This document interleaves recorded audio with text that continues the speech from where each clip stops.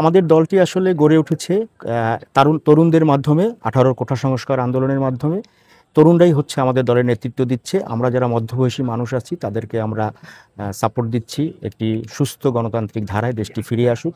আপনি দেখেন গত 60টি বছর বাংলাদেশের যেই গণতন্ত্র ফ্যাসিস্ট সরকারের বিরুদ্ধে গণতন্ত্র পুনরুদ্ধারের জন্য যারা সবচেয়ে বেশি কষ্ট করেছে সেটা হচ্ছে বাংলাদেশ গণ অধিকার পরিষদ। এই গণ অধিকার পরিষদের নেতৃবৃন্দই কিন্তু সবসময় রাজপথে সোচ্চার ছিল। আমরা বেগম খালেদা জিয়ার জন্য স্পেসিফিকলি গণ অধিকার পরিষদ শুধুমাত্র খালেদা জিয়ার মুক্তির জন্য কিন্তু আমরা আন্দোলন সংগ্রাম করেছি।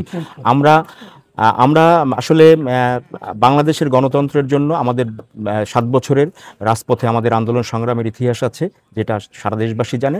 আর আমরা মূলত এখানে আমরা নির্বাচনে এসেছি, আমাদের বরিশাল 5 আসনে যদি আমাদের দল, আমাদের ট্রাক মার্কা, আমাদের ট্রাক মার্কায় যদি জনগণ আমাদেরকে নির্বাচিত করে, সেই জায়গা থেকে আমাদের প্রথম ফোকাস থাকবে আমাদের বরিশালের বেকারত্ব নিরসন করার জন্য। আমাদের বরিশালে আমরা একটা ইপিজেড গঠন করব। জি, ঠিক আছে, ধন্যবাদ। যেমনটা বলছিলেন যে তারুণ নির্ভর দল হিসেবে তারা শিক্ষার ক্ষেত্রে জোর দেবেন এবং একই সঙ্গে অন্য যে উন্নয়নগুলো করবে। আমরা একটু মনীষা চক্রবর্তীর কাছে, ডাক্তার মনীষা চক্রবর্তী